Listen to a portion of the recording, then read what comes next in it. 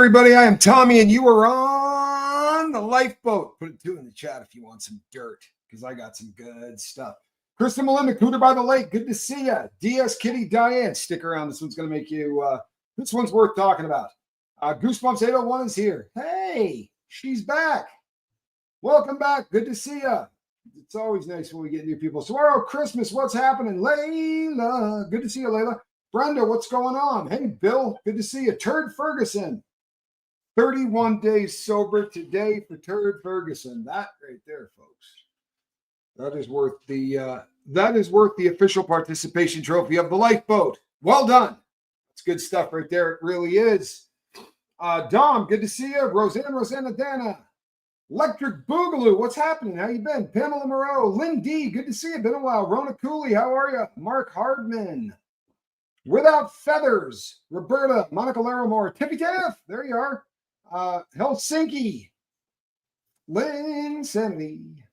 Samantha's here. Wanna love? Hey, I'm never going to get it. David Clark, how are you? Good to see you. The Johnny Scoville is in the house. What's happening, my brother? You know what? Put a link up to Johnny. If you guys haven't hit subscribe, you need to. Galen, good to see you. Glad that you're here. Beverly Martin, that would be the nice one. Wendy Woo, good to have you here. So, this one, folks, this one's got legs. Hello, Jennifer Minton. Good to see you. This one here, folks, is nothing shy of fascinating. Tommy Bird, what's up, brother? Good to see you, Tommy Bird. I'm glad that you are here. Getting ready to start back to work tomorrow. Congratulations. 6 weeks off is nice. Amy Joe, good to see you. Allison Metcalf Palumbo is here. Yeah. So, I had talked about this this morning on the show that I did with Casper, but I wanted to chase some of this down before I came and talked to everybody about it. I'm still going to use allegedly, but I will tell you this.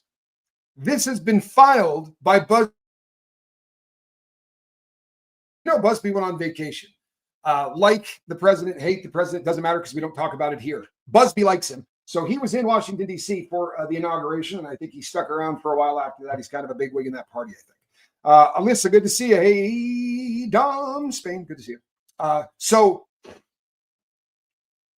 when he gets back, he hires a couple of new people and starts going back full bore on this case. And the new filing is nothing shy of fascinating because the new filing makes reference to Mayor's Girl. How are you? I will go with allegedly. Love Mama Bear. Good to see it. But they are alleging in that filing. Sharon Clark, what's up? They're alleging in that filing that Sean Diddy Combs owned a place in New York that he was really fond of bragging about. Funny place. It's within that circle that they keep saying doesn't exist. You know what's fascinating about this? Huh? If you're the diddler and you're sitting in MDC Brooklyn, right? And you're in there and you're working your 8-pack numbers and you're asking your kid on a call, allegedly. We don't know if the call's real. But if that call was real, he was asking his kid, hey, you heard from Jay? No, he's ghosting us, Pop. Right? That can't make you happy. You're calling the guy uncle. What do you mean he's ghosting you? Oh, that's bad. Only guy on planet Earth, other than your mom, you allow to call you the name Sean, and vice versa. You know why? Because you run into each other occasionally at industry parties. Shut up. These two are thicker than thieves. But it has been alleged in the new filing that not only did Diddy own a house in New York that is within that cool circle, if you're brand new to this, it has been alleged that Jay-Z and the diddler assaulted someone. This is an allegation. Both of these men deny vigorously that this ever happened. But the allegation is made by a person who was 13 at the time. The person was able to finagle a ride from the Video Music Awards out to a party, an after party. Now, back up and hear this girl's story with a different eye. Instead of us sitting here and thinking like Peacock does, let's poke some holes in this girl's story. Let's do the opposite. Come on, right? Just for fun. Peacock did it. Let's not poke holes. Hey, Terraglider, how about if we do it the other way? Because the girl goes up and says to a limo driver, allegedly, hey, can you get me into the VMAs? And he says, no. But there's an after party, and you're exactly what Diddy is looking for. That's what she alleges in the lawsuit. Now, under a brand new eye, right? Because the house that is alleged that he owned that was within that distance, he sold in 2023, right? So there was no house that Diddy owned. They're looking for it. There's no property. No, he sold it in 2023, allegedly. But this house he owned at the time. Yeah, bought it in 98, as it turns out. I think I said 97 this morning. Allegedly, it was purchased in 1998, way before this party. And allegedly, John Carter had been partying in that house with Diddy a couple of months before then. So make no mistake, he knows that this house exists. He knows this house is within the distance. If these allegations are real, he knows. Now, would you file this stuff in court if the allegations weren't real? Would you risk yourself and all of that, lying and doing all that? The allegations, this is what Buzbee is now alleging, is that Diddy did own a house. Oh, no, he did own a house. By the way, it was white. Had a horseshoe-shaped driveway. Does that sound familiar? It should, because the victim said she was brought out to a white house with a horseshoe-shaped driveway. If it were Diddy's party, the phrase, "you're exactly what Diddy is looking for," right? And an offer to drive to the after party makes a lot more sense if it's his party, doesn't it? Are you following me on this?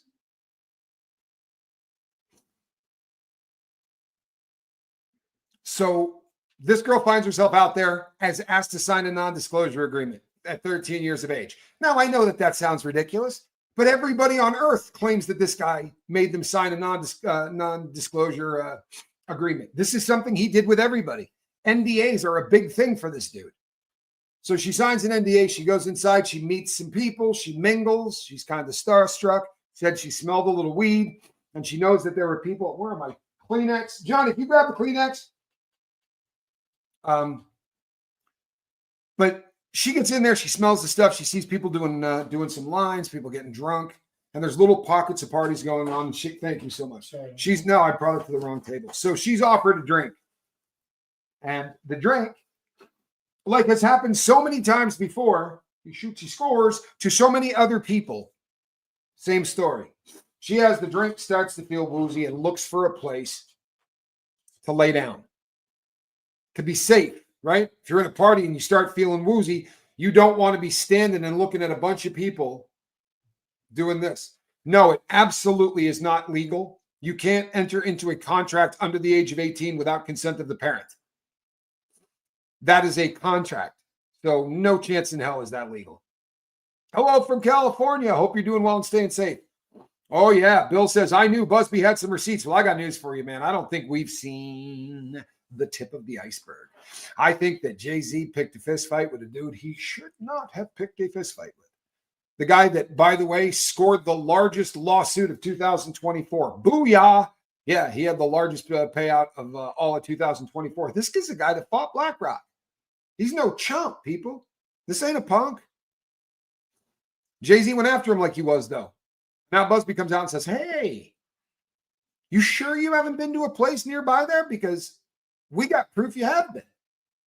Allegedly, you partied there then, you partied there then, you partied there then. If an NDA is signed, but someone comes forward, will they be held accountable legally? Absolutely not. Absolutely not. And the reason for that is this. Let's say I enter into that agreement. Let's say I enter into an agreement and I sign a non-disclosure agreement and I'm working for Pink Floyd. Maybe that's a little too old, but I'm working for a bunch of rock stars and I'm going on tour and I'm backstage and I'm seeing them party with chicks and do whatever. I can't talk about that.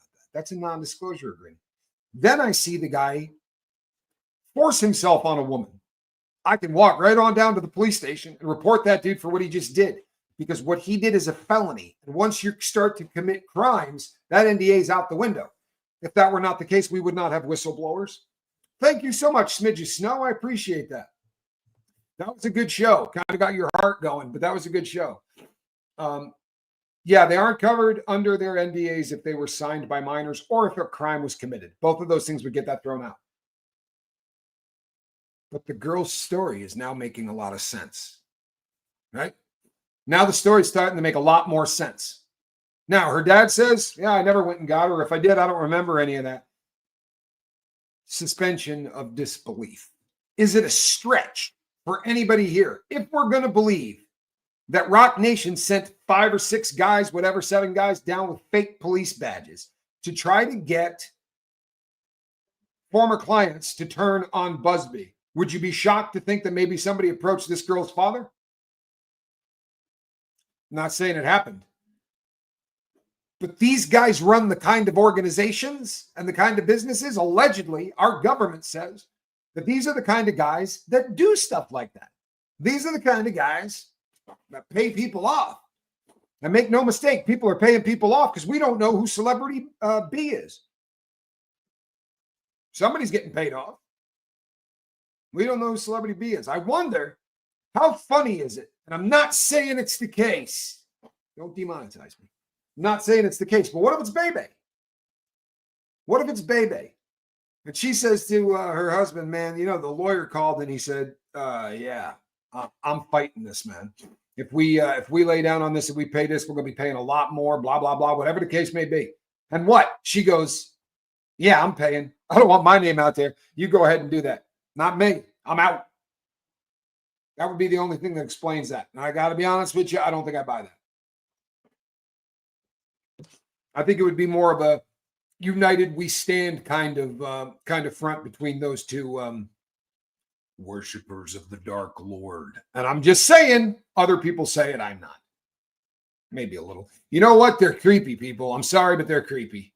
They are. That's my humble opinion. I'm allowed to have it. Lindy says, I'd like to thank whoever gifted my membership. Greatly appreciated. You got to love that. Look, here's the thing. We're going to hear that the diddler is connected to everybody, right? We're going to hear that. And because of the fact that this subject dances dangerously on politics, this is what I will say.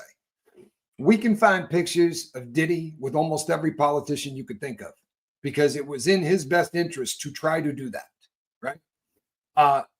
Do I think he met Kamala Harris? Absolutely. And the reason I say that is he did the get out the vote or die. What was it called? Something like that. It was a really big initiative. They alleged that he delivered about 5 million votes. Legit, not doing anything wrong. But he got to get the vote out thing. But it was very much done not to get out the vote to vote,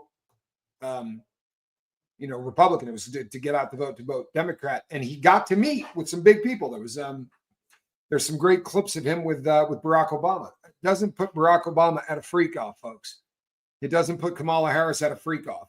The proximity of this guy to political figures is incredible. To get Revolt TV pushed through, he had to do a lot of business with people in Congress, a bunch.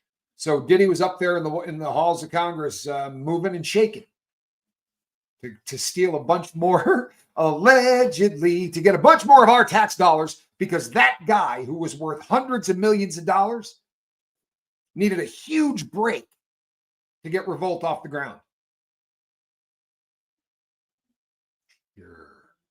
Sure. Right? Sure. That's how it went down.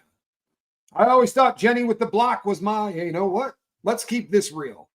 This to me makes way more sense.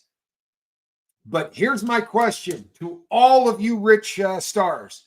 If your name has been thrown in the mix as one of those people, why are you not popping out with a press statement and saying, not only is that not me, but if that had been me, I absolutely would have gone to the cops the following day. You think I would have watched 2 grown men assault a 13-year-old and not call the cops? That's your statement. If you're listening, maybe you need a new press secretary. you need a new PR person. Give me a call because that's your statement. Come out and tell the freaking world that you did not do that. Do I think that the trial will begin as scheduled in May? I'm going to go out on a limb and say that there's no chance on God's green earth. That's my prediction. Now, right now, the prosecution's playing a beautiful game. One of 2 things happened. I don't know if you remember when I read the entire superseding indictment, which is really more of a cross between a superseding indictment and an enterprise letter. So it's a pretty bizarre, but they're playing a game where they're telling the defense what they got, but they're not telling the defense what they got. It says in that filing, we got more superseding indictments coming. It even talks about how they're going to release the next ones that are coming. There are more superseding indictments coming, folks. I promise you. I promise you. I wasn't wrong on this one. I'm not wrong on the other one. This, in my humble opinion, isn't a superseding indictment. It's not. It's a modified. They modified the initial indictment. He wasn't charged with anything new. When he went in the first time, there were 3 charges. He still has 3 charges. He has 2 more victims, but it's the same 3 charges. Then they added in another arson that they made reference to, and but these are all going to be prior bad act stuff coming in. They also added the girl that was dangled off of the balcony. And they moved the time frame back about 4 more years, I think. What if Celebrity B is unalived? I think if Celebrity B was unalived, and this is a great question, by the way, and it's probably where your head ought to go, right? I mean, that's logical. I think everybody probably has wondered this. And I don't know the answer to this because I've never actually seen it happening, right? But my guess would be that if Celebrity B had been unalived, that when they came out and said there were 2 celebrities there, they would say an unnamed celebrity and one who has since passed away. You have no reason to protect a dead person. Look at Johnny Cochran. Look at how they're doing Johnny Cochran, talking about who he paid off and how this happened to get the diddler arrested. He's dead. Is he going to sue you for defamation? I think they would have named who the celebrity was. I don't think they just would have said celebrity. I think that they're absolutely out there doing everything they can to just get payment for their clients, if that makes sense, right? You have to understand that this attorney isn't trying to prosecute anybody. Buzbee's a beast, but he's not trying to prosecute people. Now, I believe that when Buzbee's done getting all the cash out of these people he possibly can, he's going to hand every one of those files over to the Federal Bureau of Investigation or the Department of Homeland Security, depending on which. They're not paying this guy off to make things evaporate. If there are crimes there, look at Cassie Ventura got paid. Doesn't stop him from getting, she is victim 1. We know that, right? Still got paid. God bless her. You got to love that. You talk about justice. Give that woman $35 million, allegedly, or whatever he gave her, and then put him away for the rest of his life. Cassie, well played. He doesn't have much to give, Bailey. Here's his problem. It's a very cool concept to think, maybe he goes in and he snitches and he tells on all of these people. But you got to start thinking to yourself, here's the only thing that they're going to be interested in that could really, really lower his sentence. If everybody that is theorizing about all of this human tea and the level of human tea that's going on in Hollywood, if the theories are correct and there are tunnels with Starbucks in them and all of that, and Diddy could lay all of that out in front of him and maybe throw in 5 or 6 bodies, right? I could tell you people that got unalived. Those kind of things the federal government will listen to. But if he's going to go in there and say, Ashton Kutcher, was with me when I did this, they're not going to give 2 rats butts. They'll go out and try to build a case against everybody else. They're not going to need their help. This is the federal government. They want to get people that they've got no idea are out there. They want to get the biggest names they can. All of these people have a career, right? I sit in front of a camera. I hope I'm entertaining. These people want to bust the biggest cases in the world. And this isn't the FBI. This isn't the Department of Justice. This is the Southern District of New York Department of Justice and their FBI. This is like we have everybody that flies a jet in the United States in the military is a badass. You're flying an F-16 or whatever, you're really good at what you do. But then you got the Blue Angels, like those people that go out and fly 2 inches apart while sipping coffee and doing inverted stuff. Okay. That's the Southern District of New York. If you're the cream of the crop, if you're the best of the best, that's where you're going to end up. And they pick the cases that are going to get the attention of a lot of people. Can celebs testify and remain anonymous? That would be up to Rune Subramanian, right? That's absolutely up to Rune Subramanian, the judge in this case. Sometimes they will allow individuals to testify and not and do it anonymously. And sometimes they will take people and call them CIs. And instead of having a name like Layla Bradley is testifying against Tommy Scoville, they will say CI number 18353 or whatever. They will assign you a number, and the CI stands for confidential informant. They're used every day in this country. If you follow Gene Deal, you probably saw him get into an argument with a kid about this because the guy wrote a book or whatever. They will protect a CI. I promise you, I've had CIs on my cases before. You're not going to find out who the CI is. I mean, for real. To find out who the CI is, you would have to go, number one, all the way to the box. And then you would have to appeal based on that issue. And you would have to win, which would be a long shot. And you would have to keep doing that. You would have to get probably to a higher court to go, yeah, go ahead and tell them. And this is logical if you think about it. If all you had to do was say, tell me who that confidential informant is, how many people do you think would be confidential informants? They got to protect the snitches, right? El Chapo has better coffee. El Chapo is drinking coffee packets made by a company called Keefe. I shouldn't say that. He was a baller, shot caller. He's probably drinking Taster's Choice. But El Chapo Guzman is at the Administrative Detention Center in Florence, Colorado, the ADX. No bueno. Remember when you were a little kid and you got in trouble and you had to go to the no fun share? That is the no fun prison. I'm not joking. Like, prison sucks, but you can eke a life out of it. So Casper said, there's a life on the inside too. Not an ADX, there's not. Hey, Tommy, got to run errands, but wanted to pop in and say hi. Love you and love the lifeboat. Thank you, April. What a cool thing to say. I appreciate that. Be careful driving around. Be safe. 20-inch blades on the Impala. Well played, Krista Melinda. Do you believe, as I do, that many celebs have cut deals with the feds and that's why they are silent? No. I believe that many celebs have cut deals with Buzbee. You understand? So Buzbee comes out, does a press conference. It was covered by two really, really attractive men that morning. But when he came out and did it, he said, I got 120 cases out of the thousands of calls that they had received. And at the time, I think it was 3,300. It's way more than that now. But they had received over 3,000 calls. They had pared that down to 120 cases that they were going to be proceeding with. He said in the next 30 days. Well, I think, as you probably do, that they have been proceeding with those. They're calling people and going, hey, Ashton, were you, there's 4 different people that say that you were there when this happened. And he's going,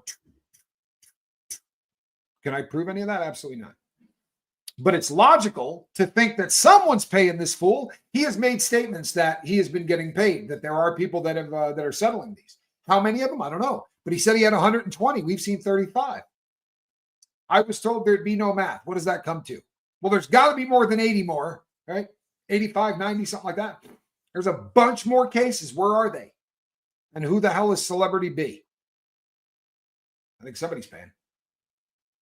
And Buzbee, keep in mind, Buzbee has come out and did a press conference. So what did he say in it? He said, there's a lot of people not sleeping well tonight in Hollywood. They know they're on these tapes. They know they've been at these parties. Well, you're going to be named in these things too. Then he sends out a letter. This is what Rock Nation lost their mind about. This is what Voldemort lost his mind about. He says he gets a letter that blackmails him and says, you're going to give me X amount of money, or, we're going to smut up your name. We're going to release this. We're going to destroy you, blah, blah, blah. Right? So that's not blackmail, by the way. It's not. And what the letter said wasn't, we want $5 million from you. The letter said, you're on a tape, or you've been accused of, or depending on what it is. In the Voldemort case, it said, you're being sued for the victims of gender-motivated violent act out of the Southern District of New York. And this individual is bringing this as a civil action. We 100% believe what this woman has said, but we would like to give you an opportunity to do the right thing, because we're not doing this criminally. It's too late for that. So we're doing it civilly. That's the theory, right? Now, if that is the case, he has the opportunity to sit down at arbitration with the victim or have his attorneys do it or whatever and cut a deal. It gets some justice for the victim, and it spares them from having to have people like what's his name, Spyro, go in there and tear them apart and call them liars and suggest that they wanted it or any of the other stupid things that attorneys seem to like to do. But I would imagine a lot of stars have gotten those phone calls.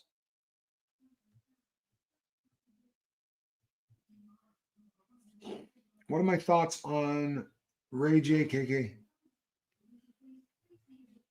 Should we go down the line? Here's my thought on I could probably make this a little bit easier. In my opinion, Leonardo DiCaprio's got some fairly serious issues with how the guy dates. He's been at a lot of Diddy parties, and Diddy once said that he is the first person he invites to a party. That's a bad sign. Ashton Kutcher was best friends with Danny Masterson. He allegedly found a woman he was dating slashed and murdered and called Danny Masterson before he called the authorities. He's not a good dude at all, in my humble opinion. Now, Naomi Campbell, Kris Jenner, Kim Kardashian, Rick Ross, Mary J. Blige. As far as I'm concerned, almost everybody in that industry is a victim. I believe that. I think that Ashton Kutcher, before he got famous, was a model for Abercrombie and Fitch. Do the math. And by the way, he was a model at Abercrombie and Fitch a long time ago, and that dude was not an old man. So I'm not saying that anything happened, but have you ever seen the layouts of Ashton Kutcher in those? I mean, it looks like softcore gay porn. Honestly, there were a bunch of guys, right, not wearing a whole lot of anything that are basically like, playing rugby or roughhousing and always grabbing. I mean, I never did any of that crap with my friends. Maybe times have changed. The point being, I think all of these people to some degree probably had to do things they didn't want to do to be successful. The exception to that, I think, would be Kim Kardashian, because allegedly her mom was there when she was filming that. Her mom was the brains behind making a Smex tape and releasing it as a way to get famous. Boy, what a family, huh? That has been alleged. It's been alleged by a lot of people, by the way. In fact, it has been alleged that the mother sat at a table and they watched 3 different camera angles to see which one they thought she looked the best at while, doing to that gentleman what they knew was going to happen. In fact, he had to sign a contract with him ahead of time. This is what is alleged. And it is alleged that Chris had help from Diddy in putting the contract together. All of those things, people, have been alleged. I am not lying. If Buzbee takes Voldemort to the box and wins the case, how much cash could the victim get? Oh my goodness, forget about it. I mean, honestly, the sky is the limit, and I'm not exaggerating on that, right? Especially out of the Southern District of New York. You see some of the largest payouts in the world. Look up the Rudy Giuliani case. They awarded those people $150 million, and there was no assault or anything like that. And he just, it's pretty wild. Some of the payouts in the Southern District of New York, it's pretty ugly. It could be really, really bad. I think that we're gonna see this go all the way to fruition. I don't know how it couldn't, unless there are more receipts coming, and I'm just here to tell you. I don't talk about other content creators unless they're killing it, right? I say that all the time. I don't know if you guys have ever seen Tisa Tells. I'm not trying to do an advertisement for somebody else's channel because that's not usually good YouTubing, but she's phenomenal with the things that she predicts. She's got sources from hell. I mean, for real, the girl's good at what she does. Very, very good at what she does. And she has said in the next 2 weeks, you're going to see the Voldemort universe explode, that something is coming that is going to make it impossible for him to bounce back from. Now, I want to tell you something. What is that word in German? Sangfreud, something like that, where you take joy in watching someone else's demise. We should have a word for that in the U.S. because we're all damned into it. I'm sorry. I want to see if what this girl said is true. Then these guys need to then they need to pay for it. And this is if everything that is being alleged is true, and there's no way to know if it is or not. You understand that? There isn't. You got two different sides. One side says, I didn't do this. The other side. But if you're accused by 100 people, right now, Voldemort's been accused by one. It's a very different situation than the Diddy thing. Now, that's not to say that there aren't a lot of people out there that claim to have a lot of stories. Whatever the case may be. Yeah, that's it. That's the one right there. That's the one.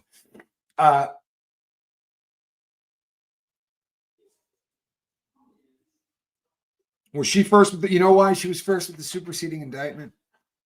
Because I was on a live show doing something else. I was on Atwood when the superseding indictment dropped. Afterwards, I told my fiance, I said, I don't think you have any idea how much I love you. Because if I was doing anything else on planet Earth when that superseding indictment came in, do you know the torture of not being able to read that for 45 more minutes of doing a show? I was like, yeah. It was difficult. Voldemort needs to go down. I agree with you. Christine says it only takes one to take him down, in my opinion. I agree with that too. Because I think for different reasons, right? I think that it's just like the Diddy situation. People believe that these powerful men, I'm not saying Voldemort, I'm talking about it, so many of these men. These men are so powerful. Like the Alexander brothers. You don't know who they are. They're not famous, right? You don't know who they are, but they're rich. And the power that these people wielded, everybody, it was common knowledge throughout Florida that these people were using chemicals to knock out girls and do things to them. And allegedly, going back to high school, they all knew this. Everybody seemed to. My friend said he talked to 100 people in the town that these people lived in, and nobody had anything good to say about these people. Nothing. Every one of them said the dad's a jerk. The kids are so out of control. They used to keep a van in front of the house for that reason in high school. They used to take girls there and do that. But it's power. And this is just, it's almost like this guy could be the face of everything we're talking about. Everything.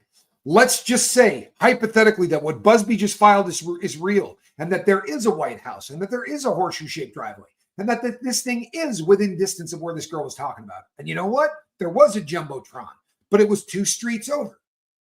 You got a guy that's got money for days, and he's going to blow every penny if he has to, because he's not going to take a loss. If you had $2,800 million, and I'm giving you the low estimate. There are people that think he's worth $4 billion. But if you had $2,800 million, you'd take a run at the people going after you. And that's what he's been doing. It wasn't, and we joked in the beginning, methinks the lady doth protest too much. It's not a joke anymore.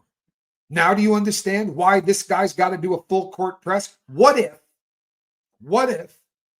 the people that allegedly might be out there, the possibility that there are more people out there.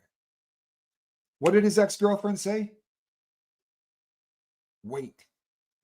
Right? Remember that? Remember her cryptic post on Instagram when she found out that he had been charged with this? Wait, she said. These guys get away with it because women are terrified. Boys are terrified. The victims don't think they can do anything against that kind of power. But if this thing goes down and he is no longer Teflon, that's what happened to Diddy. when Cassie Ventura's lawsuit got settled, I think everybody that's been following this, everybody, because it's a secret. Everybody says this was the most well-known secret in the music industry. He wanted to work for Sean Diddy, allegedly, this, and this. This was just all of these guys were on the down low, or they were forced to be, or it was just really a thing.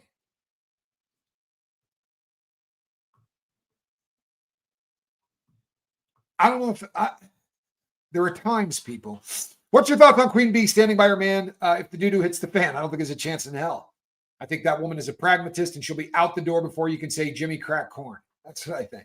I don't think she's going to stand by her man. I think she has a $1 billion empire to protect.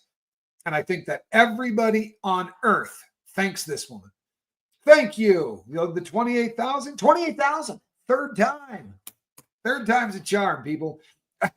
We just broke 28,000, but we did it for the third time. Yeah, the haters will take us back down and then we go back up. The nice thing is this. They can throw a bunch of crap at you and it'll pick a few off of the top, but every day new people come in. And they do it because of you guys, not because of me. Estelle, good to see you. V. McWilliams, how are you? Hey, Renee B. Hey, Arabian Bard. Abe Froman. He's working on our exit strategy right now, says Abe Froman. And you know what? I got to agree with you. I absolutely got to agree with you. I think that this is one of those situations. But again, if everything that Buzbee says is true, this guy's the face of evil. And he's doing everything he can to shut it down, including allegedly breaking the law. If he would break the law and send people down with badges to do that, and there are people who have sworn affidavits out on that, by the way, allegedly, there's audio recordings to back it up too. Well, if he's doing that, then what this means is that the federal government is right and that these aren't businesses. These aren't recording empires, right? The federal government is right. And maybe Rock Nation looks a lot more like Bad Boy than we thought it did. Maybe to get to this level in that industry, maybe there's a lot more of this that's going on than you think. I mean, for the love of God, you got two of the biggest unsolved murders, right? Nobody knows who killed Tupac. Nobody knows who killed Biggie. Does that make any sense? Well, it does if these guys are the mob, right? This happened when I was growing up all the time with gangsters. People got capped and nobody knew who did it. Everybody knew who did it, but nobody knew who did it. It's crazy. But these are people that are out there and alleging 100% that this is the new gangs. This is the new mob. This is the new mafia. How do you argue that?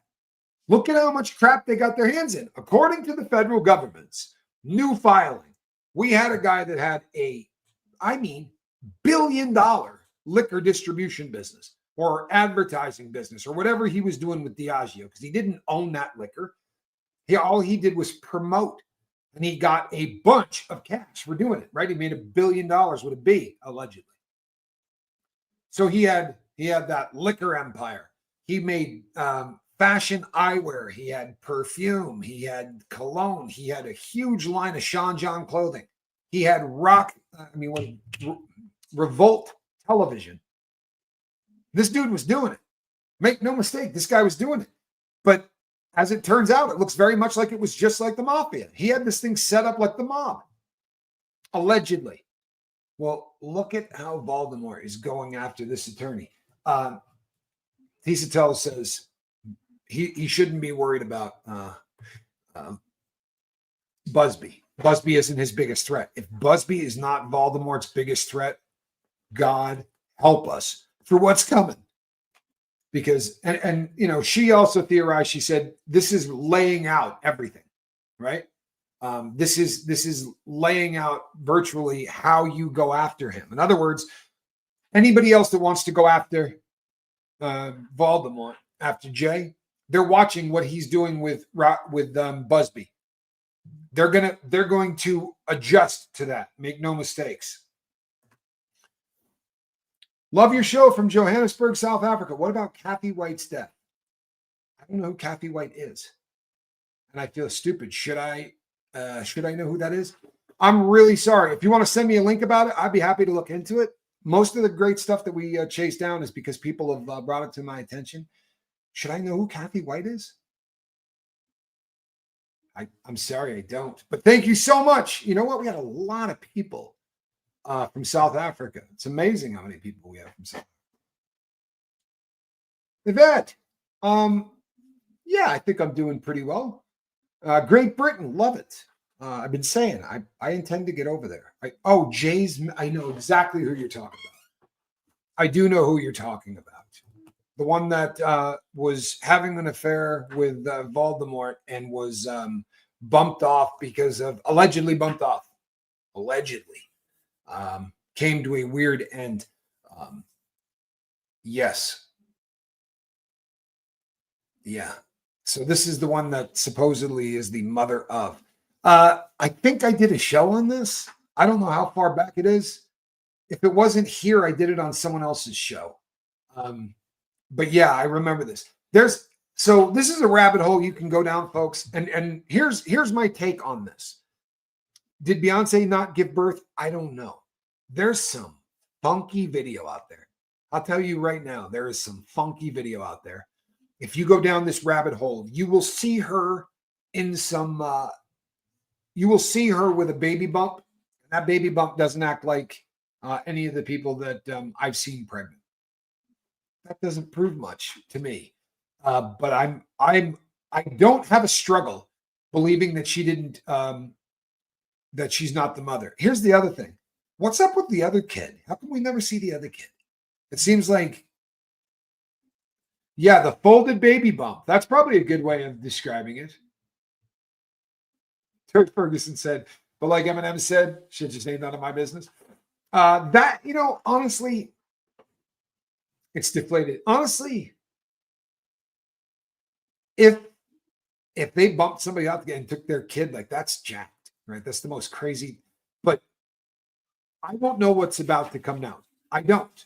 I've had, aside from watching Tissa talk about it, I have had someone reach out to me who lives in New York who said to me, start making some thumbnails with Voldemort's picture on it. He said, I promise you, man, have them ready to go because it is about to blow up. And I heard that before I watch, and I watch everything Tissa does, by the way. She's show prep for people like me. Honestly, you should watch her before you do stuff. You know who's like that too? I give shout outs to people that are great. The Rotten Mango. Don't talk about someone that kills it. Rotten Mango's got talent. The rumor has it maybe the baby has autism allegedly. Oh, you know what? You know what? Nothing surprises me either at this point. Nothing surprises me either. If they're you'd hate to think that they're literally that much of scumbags that they'd be hiding I don't know. Well, here's a question that I think is on everybody's mind. Why is there not one word of minors in Diddy's indictment?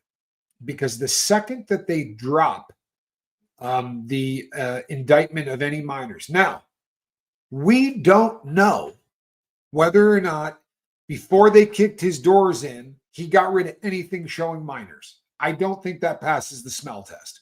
But I'm throwing that out there because let's look at every possibility. Maybe there is nothing. We have to put that out as a possibility. Maybe everything that they've got documentable are people that are above age. I don't buy it. But let's throw that out and say that's a possibility. How come no one else? As I said earlier, they're playing a game of checkers or chess rather, with the defense, the prosecution. This takes place in every single case, but this time it's the freaking Super Bowl, literally, of this kind of stuff. You've got a dream team on the defense. You've got a dream team on the offense. What they did was on the 31st of December, they turned over all of their discovery, all of it. If they hit a superseding indictment that has kids in it, that May 5th date is going to get shot way the hell out, right? I think, I could be wrong, I think they're putting it together. In the indictment yesterday, it said there are more indictments coming. Right? Was it yesterday or the day before? In the superseding indictment that was just released, they said, hey, we have other superseding indictments. We're going to try to get them to you within a certain. This is all about, like at the end of a football game, when you call a timeout before the kicker kicks a kick, or you're doing things to try to kill the clock. in the last 2 minutes of a ball game. These guys are playing the clock. Diddy's team used his constitutional rights to a speedy trial, right? Because there are other countries where you can sit in jail for 15 years waiting to go to court. To protect us from that in the United States, you have a right to a speedy trial. Now, normally it's supposed to be like a 90 to 120 days or something. With cases that are way over the top and that's not possible, they still try to make it really quickly. I've never, ever heard of anybody even getting to prison in the feds within a year. In other words, you get arrested, you go in, you say to your lawyer, I'm not fighting this, let's plead guilty. You plead guilty, they do the PSI, they go through all that. That process takes about 13 months. Diddy got arrested in September, and they're expecting to go to court in May. What is that? September, October, November, December, January, February, March, April, May. 8 months, unheard of. Unheard of. And this is with more evidence than anyone has ever seen. So I think, Michelle, that the prosecution's keeping their powder dry.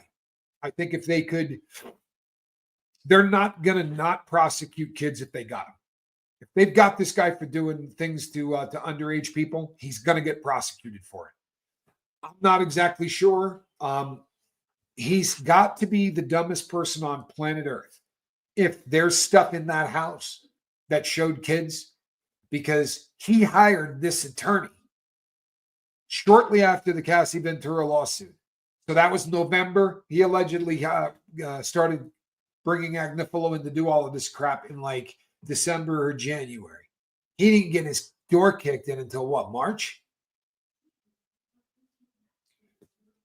You got to tell me the first thing his attorney said didn't say to him, guess what? They're going to raid your houses.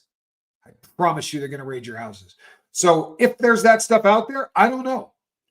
My first thought when they kicked the door in was they're not going to get anything out of that.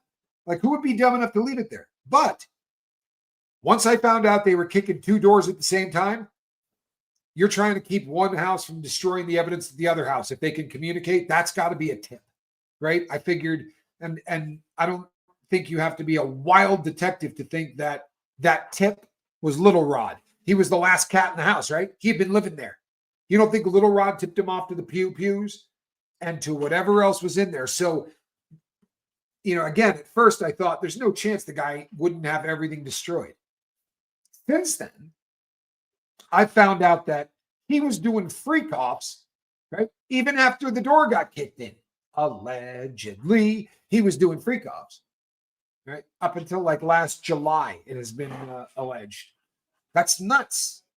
This isn't a guy that cleaned up his act. Remember when he came out and he said, man, that was the lowest point of my life, man. I was at rock bottom, right? I was on drugs. I was disgusted with myself then. I'm disgusted with myself now. He got picked up on September 16th, and there were 3 bags of pink blow in the room. And we didn't hear of anything else, but make no mistake, that dude had to have prescription pills that were prescribed to him.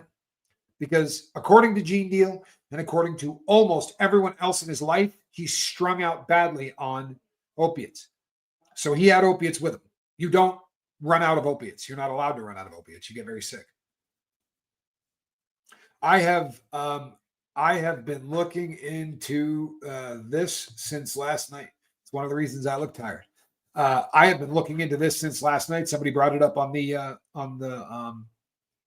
boat, and I have been researching the crap out of it. I want in. I want in on Jornavax. That to me sounds like, the sky opens up and, like that kind of thing. That's right. Zero Box Given says, I think from the beginning that everyone knew that Diddy's lawyers were just using this speedy trial as pressure. I don't know anyone who truly believed that this mountain would happen before his jail. Well, here's what's crazy, right? They didn't think it would happen either, but they want to make sure that they got a shot.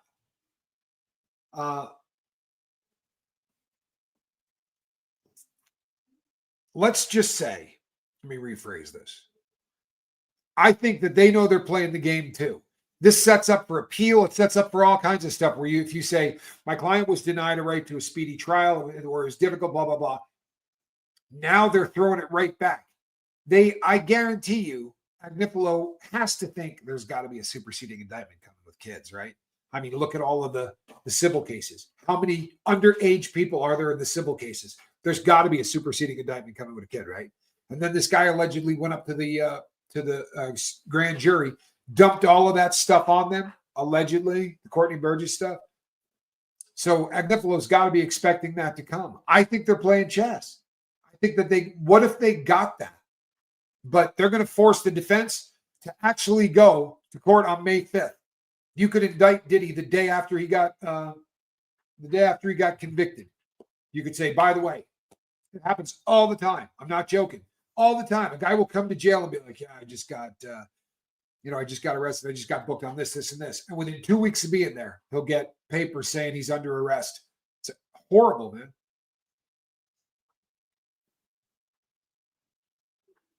Yeah, Mother Nature would be great. I'm with you, James Sharp. I am absolutely with you. But this is a game. I wouldn't be surprised if they're going, you know what? Let's make the defense try to do this.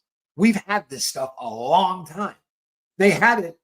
They put this stuff all together. They were working this case for a hot minute, right? We got to assume it happened right after the Cassie Ventura thing. So from November of last year, working it all the way up to September.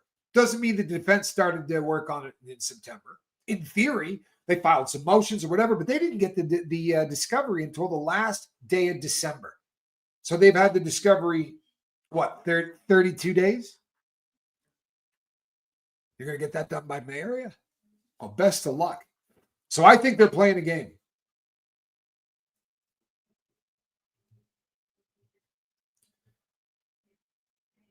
Wow, that's I think that do I think Diddy's lawyers advised him to take a deal if he was offered? They will absolutely advise him to take a deal if offered, because I shouldn't say that. I shouldn't say that. What they're going to do is this. They're going to come in and say, Diddy, I know you don't want to take a deal and that you're going to take this all the way to the box, but by law, I have to put this deal on the table because this is what the prosecution has offered. Now, I can go back in there and tell them to go F themselves, and I'll happily do that. But by law, I got to put this on the table for you. And I saw somebody did a video last night that said they think Diddy's going to get the death penalty. I don't know if it was clickbait. I didn't have time to watch it. It was JD Delay. I don't know what came up that makes him think that Diddy's going to get the death penalty. But I mean, this is one of those things where that's the kind of deal you get. Yeah, I could take that off the table, right? We could take the death penalty off the table. There's not going to be, it's not going to be one of those, they're not going to give him a 10-year deal or a 15-year deal. They can't put anything out there that he would plead guilty to. He's too much of a narcissist. According to recent FDA approval, Jornavax, suzetrigine, I don't know, is considered a non-addictive pain medication, meaning it does not have the same potential for addiction as opioids. Oh, yeah. I was looking that up last night. I want in. I want to try this stuff. I really want to try this stuff. But I also want to know how it does what it does. Because if it's tickling the MU receptor, I'm out. I wouldn't have the balls to try it. I'm sorry. There's no other way to put that. Death penalty. Kim Kardashian would go crazy over that one. You know what? That might be the best line of the day, V. McWilliams. Oh, you just made my day, man.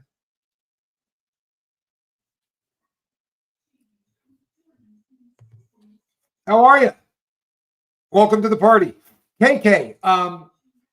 So Christine Karam, KK, Diddy's right-hand woman, allegedly was one of the great facilitators of all of this, right? She was somebody that would ruffle the feathers of people after the night after someone's been SA'd, she would go in and try to fix that. This is what's been alleged. It's also been alleged that she was, hold on one second. Can they try him on, absolutely. They can try him on one set of charges and then try him on the other. So I think on the KK, everybody's waiting to hear her get charged. And I think she's absolutely going to be charged.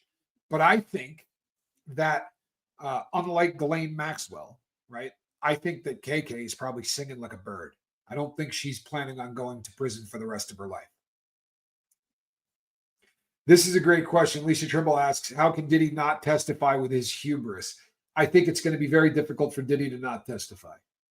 But if the attorney is half as good as I think he is, he's going to make him realize that you're going to get convicted and everyone is going to hate you for the rest of your life. There may not be cameras in that courtroom, but Tommy Scoville is going to be in the back of the courtroom. He'll be listening and he's going to tell the whole world. I think with his hubris, he's going to want to, but an attorney who's any good at all is going to say to him, this is suicide. It's literally going to take you out. But yes, and they can do that. It happens a lot. It happens a lot. Galen, I agree with you. I think KK is, I have a, like the Judas sheep, right? I have a more difficult time.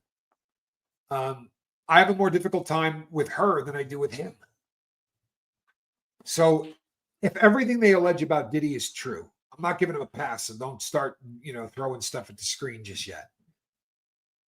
But he's got bad wiring, right? He's a sick puppy. Something that happened along the way that made this guy into what he is, right? Genetics loaded the gun. His personality pointed the gun. And his life experience pulled the trigger again and again and again and again, right? He just kept victimizing. If what they say about him is true, he just continued to victimize one person after another. KK, on the other hand, is doing this for cash. She'll go out and help recruit or get drugs or threaten these people. We already know from one of the alleged victims, or one of the victims rather, alleges that she was the person that said, our customers won't want her cut up, which leads you to believe that she would have been very aware of any kind of human tea, if that allegation is true. What do you think the feds got for evidence in Diddy's house? I think they got about 100 terabytes of text, audio, video, things like that. That's like, well, each terabyte's like 250 full-length Hollywood films. You could put 250 full-length Hollywood films on a terabyte. So I think that it has been alleged that there was up to like 180 cameras on the property or something like that. I think that we probably saw a lot of hard drives and things like that. Do you know, this is interesting too, that there are still devices that they're trying to get into. There are still devices they're trying to get into, and Diddy's personal stuff, right? Diddy's personal cloud. He was under the illusion that anything he put on there, they couldn't get at. Like if he uploaded it to the cloud and deleted it from his phone, he could go back and look at it, but nobody could ever get it off of it. I'm telling you, people, I don't think Diddy's as bright as everybody thinks he is. Even if Justin Bieber doesn't want to testify, he can be forced to if he's given a subpoena. Yes and no. They can force him into court, but you could never force somebody to testify. I don't care what they say. Cameras are not allowed in federal courts ever, and it will not be done in this one. What you will get is people like me who are going to go to New York. They're going to camp out at 2 o'clock in the morning so that they can get into the back of the courtroom, like I did at the Masterson sentencing, where you just have to get there really, really early, and you got to sit out there in the cold or the heat, depending on what time of year it is. And I've said it before, man, but if I got to live in the back of a Ryder truck, I'm going to be at that. I'm going out for Diddy. I'm not missing Diddy. I promise you. Did they get NDAs reverse interview those party goers? Did they get the NDAs? Oh, that's a great question. That's a great question. You mean, is there somewhere where Diddy has a stack of all of these NDAs? God help us. Can you imagine the treasure trove? You could just start contacting those people.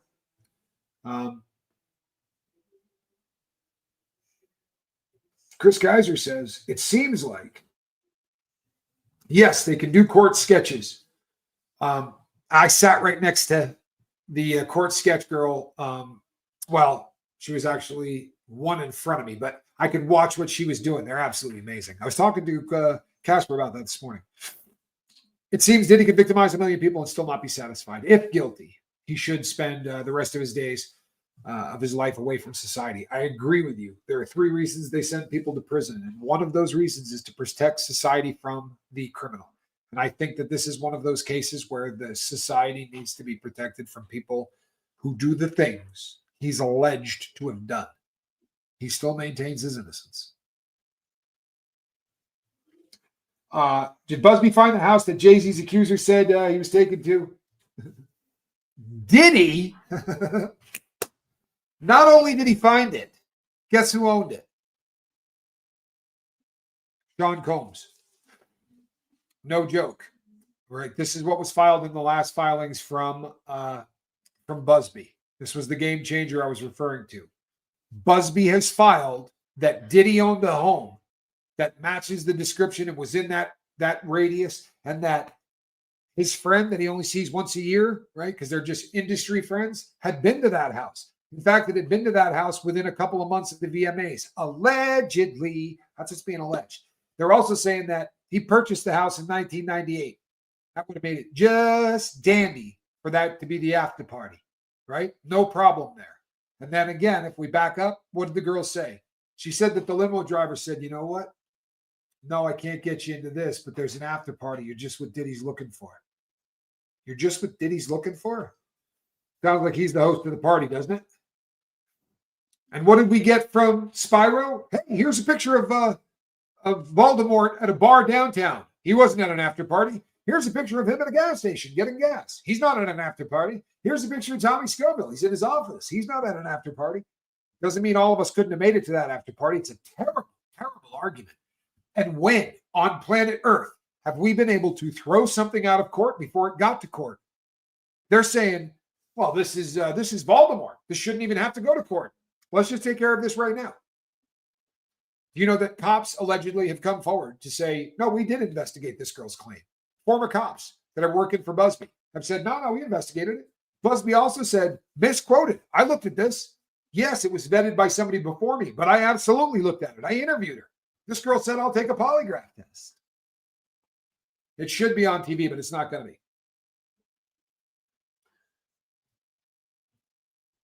It definitely should be on TV, but it's not going to be. No, I absolutely would not be in trouble. In fact, in the good old days, that's how it worked, people. There was a reporter sitting in there and writing things down furiously. And then he would run outside and grab the phone, right? The pay phone. There'd be a whole bank of them out there. And he would call his producer and he would spit all of the facts out. And then the producer would have somebody write up that article, right? It's going to be just like that. Except I'm going to run out onto the front steps of the courthouse and I'm going to say, all right, let me tell you what just happened. Oh, interesting. I wonder if NDAs were the pizza boxes. Holy crap. Not heard anybody come up with that, but that's not such a bad thought, is it?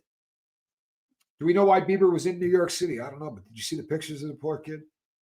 Honest to God, if I walked up on Bieber looking the way he did, I'd be like, yep, we're good, right? I'd walk away from him. He looked like a convict on his way to go put work in. That's what he looked like. I mean, bad. Bad.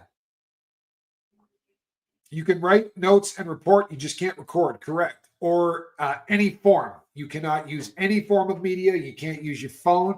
In fact, when you get in there, your phone has to go into a little bag and it's snapped shut.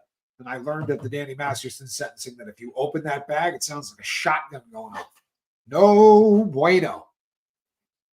Any thoughts on how long the trial might be? If I had to guess, I would say between 2 and 3 months. It's not going to be a short trial at all. He looks like he's aged 10 years. I'll bet you he looks worse than that. Oh, you're talking about Bieber. Yeah. He shaved his head. He looks absolutely horrible. And he just had a scowl on his face that looked angry. I mean, there's just no other way to say it. He looked angry. Damn right. Now, this is what I wanted to leave you with. And I wanted to make sure we had a full house before I did this. I started it earlier and then I thought, I think there were 300 people in it at the time. I want you all to hear this. Sitting at MDC Brooklyn is a dude that has not had a good day since September the 16th. If everything that Tony Buzbee has just filed is true, and Diddy owned that house, he bought it in 2018, he sold it in 2023. If all of that is true, then Diddy's been sitting in that jail cell, right? And the lawyers come up during the day, and I promise you that when his lawyers come up, he gets a lot of news from the street. I'll bet they let him get on this thing. I'll bet they do. Right? If they don't let him hold it, he'll say, "Hey, Google this. I want to hear it." My lawyer never let me touch a phone, but I used to say to her all the time, "Hey, Google this for me," and she would. You know, it was actually I would say, "Look this up," because Google wasn't that big a deal then. At least we weren't using it that often as a name. Diddy could be charged alone. No, he's not being charged alone for RICO. I promise you, he's not. He's not. Let me tell you what's going to happen in this case. Please believe me. This is what's going to happen in this case. The people that were getting him drugs are going to be charged. The people that were getting the girls and helping to recruit them are going to be charged. The people that were cleaning up the hotel rooms afterwards, they're going to be charged. They're all part of this enterprise. RICO takes a group of people, turns them into one person. They can all be charged as if they're one person. So what Diddy did to these women, they can all be charged and tried the same way. Unless you'd like to cut yourself a sweet deal. This was designed to take on the mafia. It was designed to take off the mafia because if I sat at the top of it, I could order hits, right? I could order one hit after another. And if the guy that did the shooting held his mud, right, and could take it, he went into the investigation and said, "I'm not telling you who did this," right? There's nothing to worry about. Even if you did the math and you went, "Oh man, you know that the head of the crime family ordered this hit," they will charge entire gangs.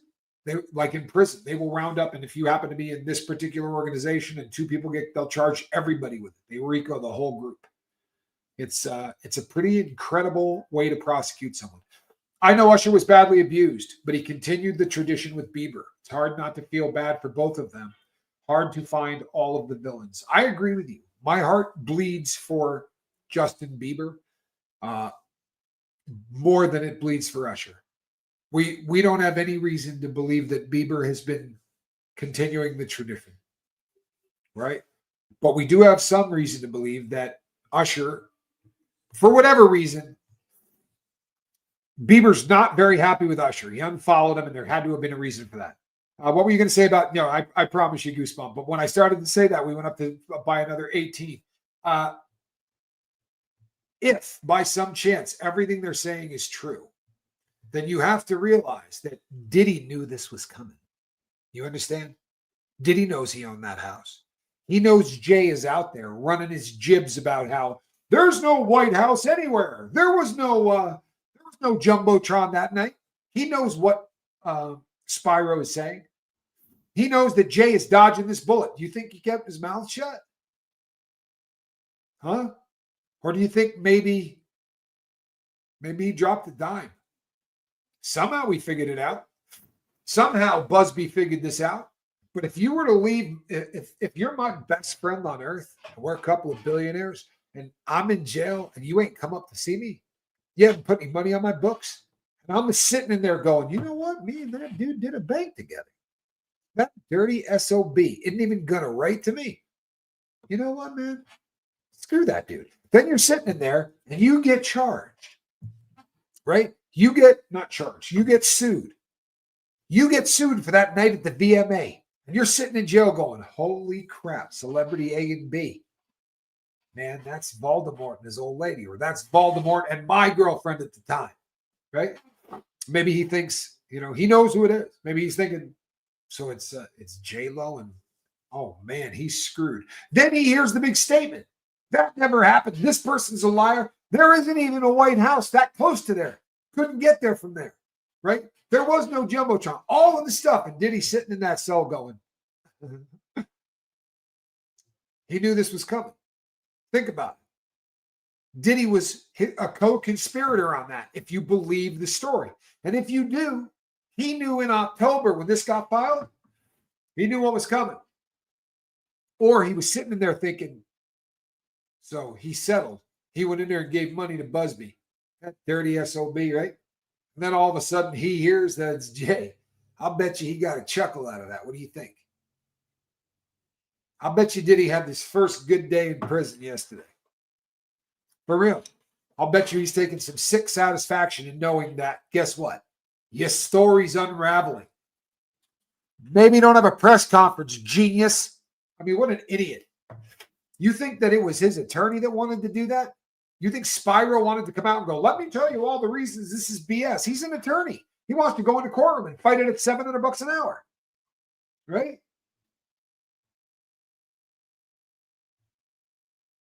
On a scale of 1 to 100, how much do you think Diddy wishes he'd followed Russell Simmons to Bali? 100. 100. He wishes he was someplace other than the US of A. And you nailed that. You nailed that. Does Diddy know all the jokes going on? Oh, yeah. Oh, yeah. And I'll tell you something else. You want to hear something crazy? I heard a comedian say this the other day. I think it was a comedian. I think it might have. No, you know what it was? I was watching somebody that was being interviewed. That's what it was. On a YouTube channel. But he said, Diddy has changed. History will never be the same. He said, if you don't think so, this Valentine's Day, bring your girlfriend a rose and a bottle of baby oil and see what happens. Right? Girl's going to lose her mind on you. You show up with a bottle of baby oil, that's changed the entire world. If I had done that a year ago, my girl would have been like, ooh, back rub? Right now, they'd be like, no Diddy. Get out of here with that. No Diddy. It's just all kinds of messed up. It is all kinds of messed up. But I'll tell you something. There's way too much potential. There's way too much potential for Diddy to have maybe eased this along. I'm not saying it's happened, people. I don't say things happen. I give you theories that I think might hold water, and I give them to you from a criminal standpoint. Hey, Harry, how are you? I wholeheartedly believe that if Diddy were sitting in there listening to all of this crap, I'll bet you that he reached out to Buzbee. I'll bet you he reached out to Buzbee and said, hey, I used to own a White House. Yeah, I used to own the White House. I'll tell you something else, too. He was there for 3 other things that I guarantee you, if he's not getting support from this dude, then he's wishing he was dead. Let me explain something to all of you lucky enough to have never had any idea what this is like. When you go to prison, this stops. You understand? All of this stops. There is no world to the inmate. You call home and your people go, hey, how you doing? And they'll say, hey, your brother stopped by or whatever. But you're not connected to what's going on in the world. And I had a family that loved me, that cared about me. But I did not have one friend. Nobody ever reached out to me while I was in prison. That's not how it happens. If you think that's how it happens, it's because you've watched too many movies. Nobody writes to you. Nobody shows up to visit you. Because when you get pinched, everybody on the street wants to forget about it. They don't want to be reminded of it. And let me tell you how long it takes to get really bitter about all of the people that you knew from the street. Guys that you used to take care of, or guys that you used to make sure weren't dope sick. You start sitting there going, you know what, man? No. Yeah, could a wrench put up a link to my girlfriend, my partner, and my brother? If we could get all of those up there. And throw one up to After the Bars. That's where we do our morning show. You could have caught a lot of this on the morning show. But every day, Casper and I will be going on there and talking about the news of the day. And we will also highlight injustices, righteous indignations, kind of the flavor of the day. I'm really wondering if Johnson & Johnson didn't help make them a cocktail. You know something? I think they were using those bottles as some kind of a no, they do not sell condoms in the canteen. If you're using a condom in there, you probably got it from some kind of a supply out of the kitchen. For real. I think that Johnson & Johnson is probably really bummed out by what happened. I really believe that. This has got to hurt their sales. It's got to. I mean, the day it happened, some people probably bought them for props, but I don't think a lot of people are going to be buying them. I think it's going to do damage. I really do. You know that when the face diaper thing was going on, that the beer brand Corona took a hit you wouldn't believe. I mean, they were tanking. It's we're a weird world. You know what? You can die from cold turkey from alcohol. You can die from cold turkey from benzodiazepines. There's a handful of substances that you can die cold turkey. They don't do anything for people who are kicking opiates in the feds or in the state. They just don't. they will throw you into a cell and they will let you pee and poo all over yourself and vomit on yourself. They will give you extra clothing. They'll give you extra boxers, extra pants, things like that. They will not supply you with anything else. If you are honest enough to say to them, hey, I'm going to be in full-blown withdrawal from a 9 gram a day heroin habit or a 7 gram a day heroin habit or a 3 gram a day, they will give you Imodium AD, they will give you Pepto-Bismol, and they will give you a ibuprofen for any muscle aches. And they throw you in a room, and that's how you deal with it. That's how you deal with it. Trust me, that's how I quit every single time I quit. Without exception. I never once was able to quit any other way.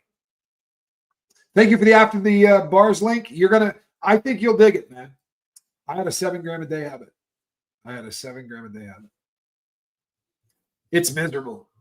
It's like I always used to say, opiate withdrawals will not kill you. It will just make you wish that it would, you know. The exception to this, and I'm not 100% sold on this, but I've heard this from medical professionals, so I will pass it along. But they say that you can die from withdrawal off of methadone. Now, I'm going to tell you something. I was doing 300 and change milligrams of methadone a day. We had bottles of it. Somebody whose name shall remain anonymous stole gallons of it. We had bottles of it. And I was drinking the stuff in wine glasses. And I kicked that cold turkey. But I did feel like I was going to die. It was awful. It was absolutely awful. Sounds like a pair of Johnsons own that particular company. That's actually really funny. The brothers, Johnson and Johnson. Yeah, that is really funny, actually. But what do you think? Do me a favor. If you think that this was just good research done by the people at the Buzbee law firm, go ahead and put a 2 in the chat. If you think Diddy might be trying to help his friend down the river, put a 3 in the chat. But I want to tell you something. The rumors that are coming out that his world's about to explode makes me wonder if there isn't all of the good leaks that have come out of this thing that I've had anything to do with came from a Fed. The Feds leak. And I'm wondering if the Feds haven't leaked to somebody that arrest warrants are coming or something along those lines. But imagine just for a second if Diddy was pissed at this dude. You think he knows some stuff? I'm just a theory.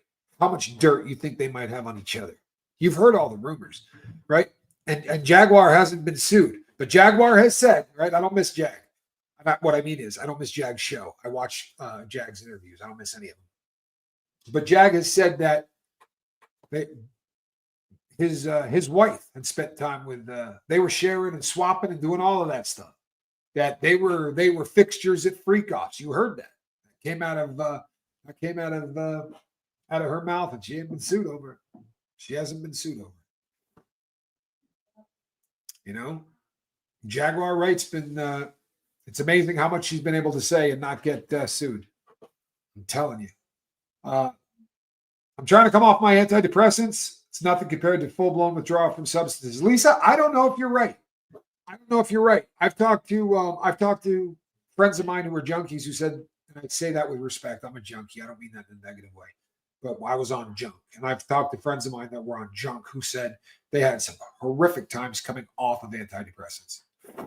Jag said she has her own tapes. I'm not going to necessarily doubt that. We are going to be hearing names soon. We could hear them as soon as Monday. I don't think it's going to be more than 7 to 10 days. Hold on one second.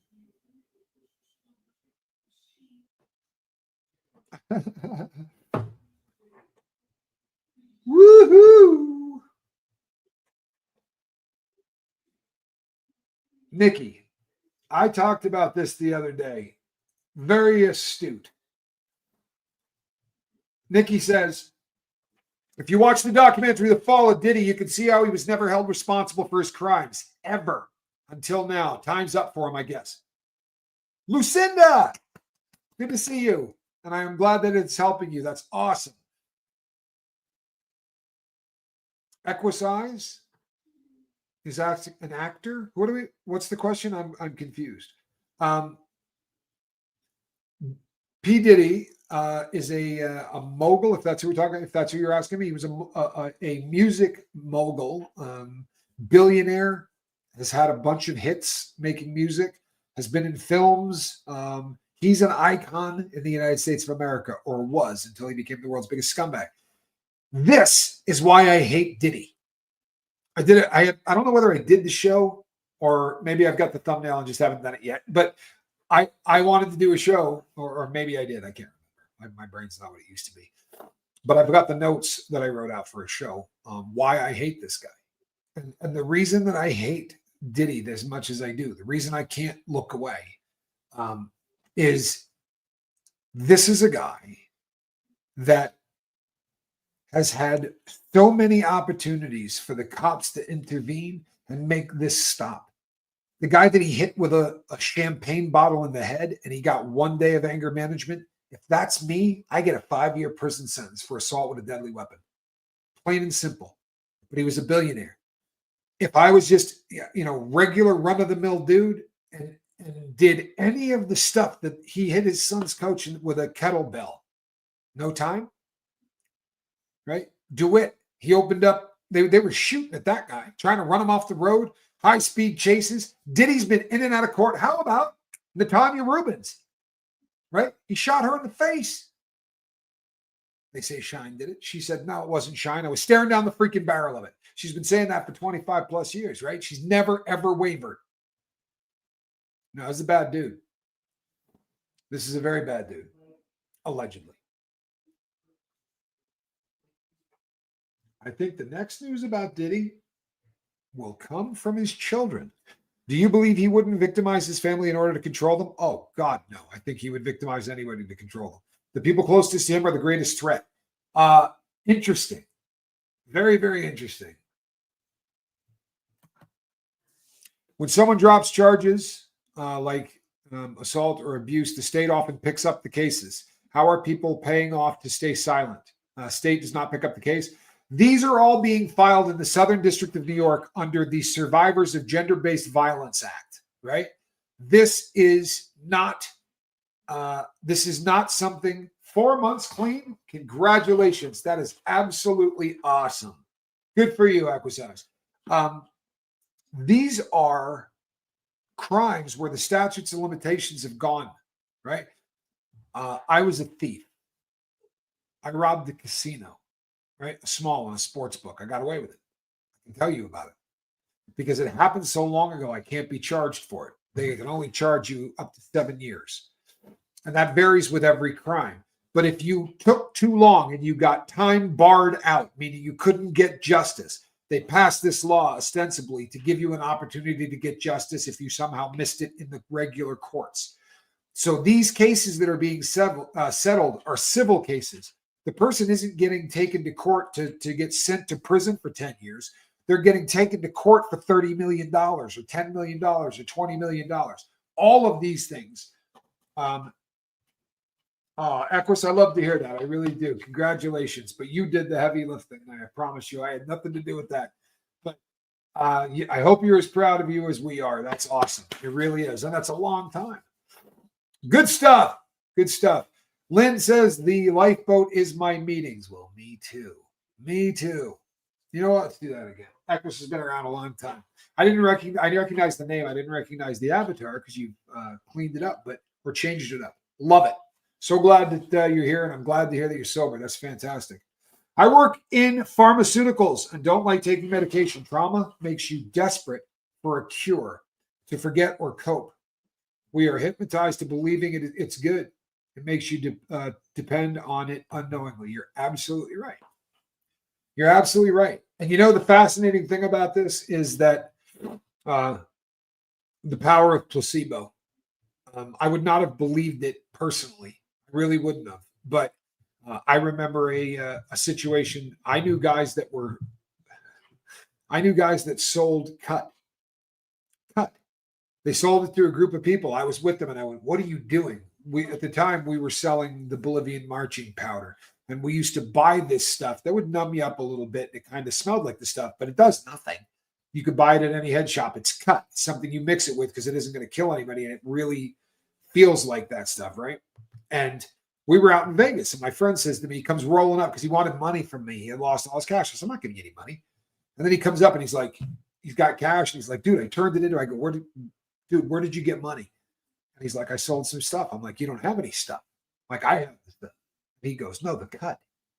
And I'm like, dude, you didn't sell it to anybody like around here? He's like, yeah, girls in the casino. I was like, what are you doing? And while I'm sitting talking to this dude, like 2 hours later, these girls come rolling up on us and go, hey, can you get any more of that? And I'm looking at the dude like, huh? Right? And he's like, yeah, I can do that. And as he's walking off, I'm like, dude, they got to be cops. Why would they be buying more? He's like, if they were cops, they'd have busted me on the first one, which I had to admit was somewhat logical. By the time the night was over, those girls bought 3 times. There was nothing in that went bang, but they were convinced to beat hell that there was. The power of the human mind is unbelievable. Can't get to physical meetings? Well, that's good. If you were at a physical meeting, you would have to stand up and people would go, right? And then you got to say, hi, I'm Lynn D. You know, and everybody stares at you. The number one thing on earth that makes people uncomfortable is having to speak publicly and have people stare at them. I know. While people are at rock bottom, let's get them in a room where they have to stand up and speak in front of everybody and talk about the worst things that are happening in their lives. What could possibly go wrong? You know how many people won't go to AA or NA just because they can't handle the social pressure of it? I know that they've saved more lives than I'm ever going to dream of. And I wouldn't be here if it wasn't for the 2 guys that started it. But we're in a new world. And I don't think, and I'll tell you something else. I don't like the name. I never have. Can't stand it. You know, Harry, I agree. It makes them honest. You know what's shocking? The number of times that I have been on this boat when people came in and said, hey, I relapsed last night. We can't see them. We don't know. First time it happened, it floored me. Now it doesn't shock me at all. I'm always shocked if I find out that someone drank and they didn't tell us. Now people get into it the same way. It's really kind of a shocker, you know. I won't go to. If a woman says to me, "Hey, I'm thinking to go into AA or NA," I always say to her, "Don't do that." All right, it's a sausage fest. Just keeping it real. It's a bunch of dudes there, and they're all going to hit on you, and that's a disease in that realm. I'm sorry, it is. It's a disease in that realm. Guys hit on women who are trying to get sober and trying to get clean, and it's just a disgusting thing. But worse, I don't like the name. I don't. When you do things anonymously, you do them anonymously because you think, number one, you're doing something wrong. You don't want to get caught, right? Or you're doing something right, but you don't want anyone in the world to know about it. Guess what? I'm Tommy, and I'm a recovering heroin addict. I have no desire whatsoever to be anonymous about it. If you want to, you can use any name you want here. Nobody cares. But as far as anonymous, no, I'm proud. We're telling people that you should be ashamed of what you're doing, and I hate that. To me, that's what it sounds like. The anonymous thing sounds like, well, we're all ashamed of this, but we'll meet in the back of the church. No one will know we're here. And it's a disease. You ashamed of having diabetes? Huh? Well, that's different, Tommy. No, it's not. No, it's not. Especially if it's type 2. It's exactly the same. You got born with a precursor to have diabetes. I got born with a precursor to be a heroin addict. I did things, right, that led me to that chemical, and I became addicted. You ate in a certain way, drank in a certain way, didn't exercise in a certain way, and it led you to develop your disease. The same thing. You take insulin, I take heroin. Your symptoms and my symptoms are really, really different. Right? Very different. But we both are suffering from a disease, and I'll be damned if anybody is ever going to talk me out of that. By the way, medical, this cracks me up every day because you'll hear people go, well, I don't believe in the disease model. Okay. Hey, I don't believe in oxygen. I can say that. The medical community, wholeheartedly 1000% has already proven this is a disease. There's 3 things that need to be in play for something to be a disease. We always had 2 of them covered. The only one we could not prove is you couldn't take me and then take 3 other people, put us in a room and test us to see which one was an addict. Now there's a brain scan that you can do that will absolutely show you the difference between my brain and somebody else's. And that, folks, makes it a test. Love the hat. I only wear this when I'm talking about people that are doing the kind of stuff that those people are doing. My name is Jordan. I'm 7 years clean from using heroin, proudly on methadone, and this has saved my life. Good for you. You know what we call that, right? An excellent trade. That's a really good trade. I love it when people say, well, they're trading one drug for another. Yeah, good trade. You traded a drug that you had to steal or do whatever to get to a drug you take once a day, forget about, you don't feel any high. Great trade. Well done. Jordan, proud of you. I hope you're as proud of yourself as we are. The official participation trophy of the lifeboat is for you. Here's the problem. Absolutely the greatest idea in the world, right? Absolutely the greatest idea in the world. Test these people when they're young, right? And let them know that this is something that could be in their future. You know the problem with that, right? The person that does that test could then sell that information for money you can't imagine. You realize what insurance companies will pay to find out someone's a junkie before they have to find out the person's a junkie? They're going to have to send that person to rehab, especially if they're addicted to opiates. They're going to have to send that person to rehab 5, maybe 6 times before they get clean. Right? Insurance companies would pay anything. It's like the early days of HIV. They would pay anything to find out that somebody, we can't have that, right? We have to be very careful with how we do those types of things. But I think we need to be careful with how we do it. But yeah, I think it would, like my kid, you know, my kids know exactly what's up. We have been very open and honest, and we have told them that there's a chance you're not an addict, right? It's about 1 in a billion. Right? There's a lot of addiction in the family, and alcohol is really bad. I think alcohol is one of the worst, and the reason I think it is not because not changing. I mean, comparing apples to apples or anything else. I don't mean it, but the fact that it is so accepted makes it one of the most dangerous substances in the world. I can't go to 7-Eleven and buy heroin, right? I'm not going to have to endure heroin commercials at the Super Bowl, although there'll be a couple of painkiller ads, but it's different. It's not like the glorification of alcohol that we have in all societies. It's pretty rugged. It's pretty rugged. Alcohol is also incredibly addictive, and it is a poison. Make no mistake. It goes through your liver, right? And every single time you have a hangover, it's because you are suffering from acute alcohol withdrawal. It is one of the most addictive substances on earth, and it is awful. If I'm working on a watch and I disassemble the entire thing and then I put it all back together, before I put oil on it or do anything like that, I need to make sure there's no moisture in any of this, the reassembled part. So what do? I dip it in alcohol, because alcohol will suck the moisture out of anywhere. It'll destroy it. And it does the same thing in your body.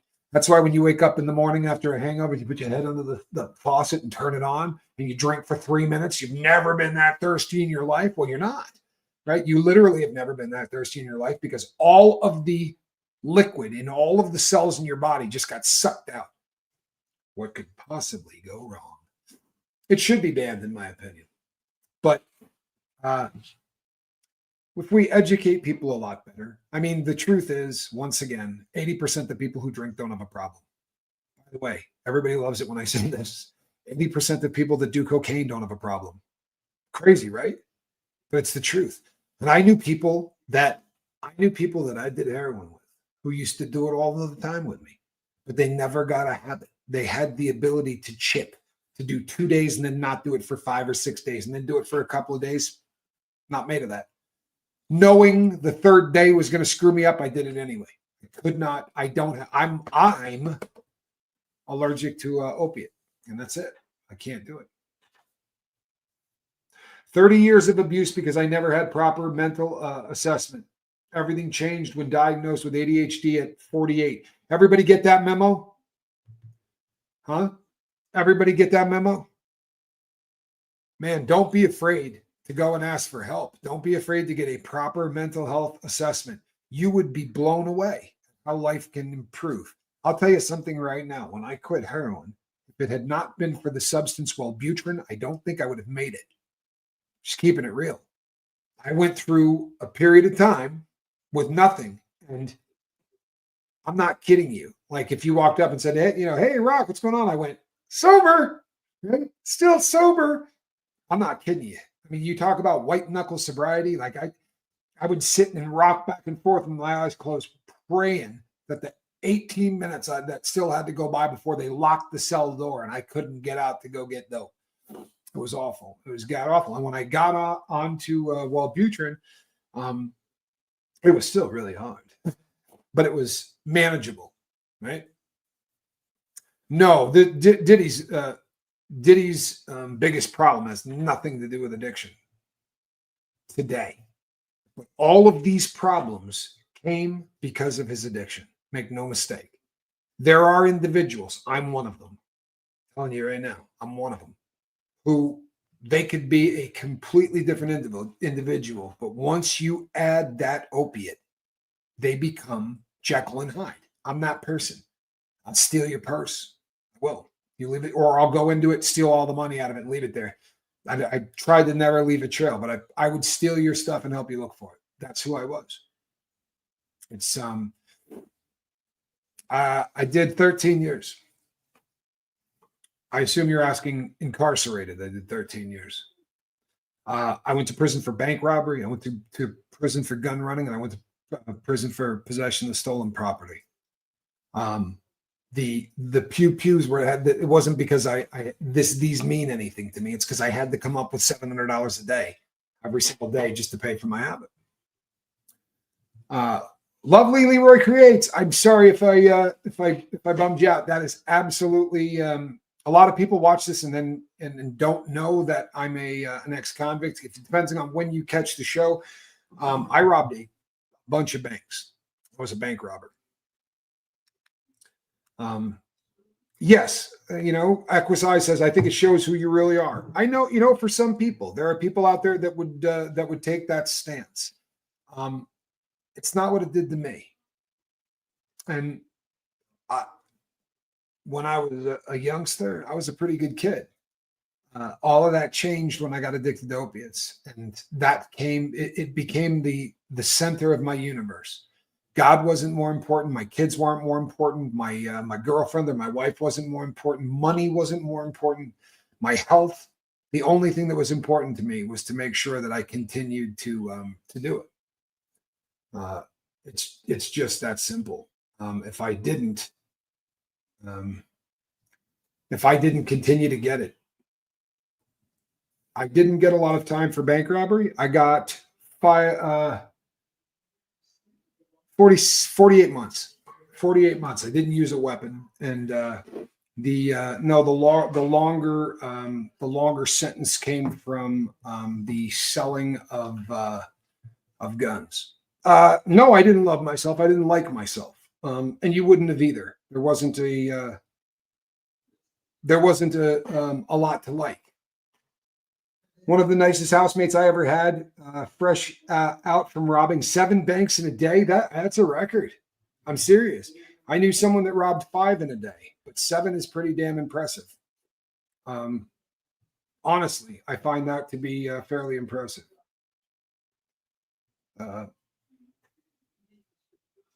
Queen Cash, how much time did I get on the firearms? Do you remember?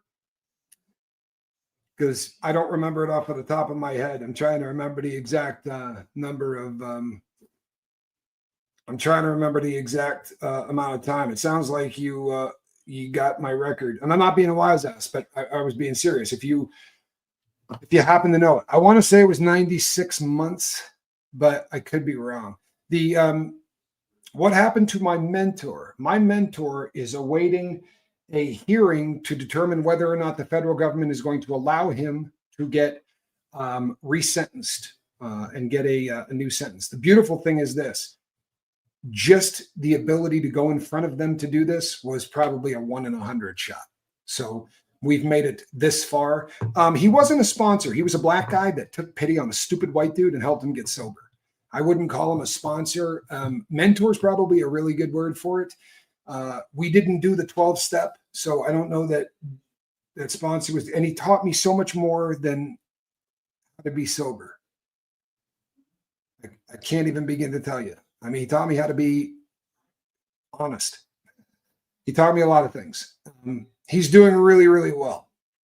He's doing really well. He toggles between being really, really excited and really terrified, because if if by some way we don't win this one, we have to start from scratch. And then we got that 1 in 100 to try to get back into it, to have him hear it again. And that's, I know it's in his head, but he's never gotten this far. He's been trying for a long time. So this is the best that we've ever done. And that's a good thing, man.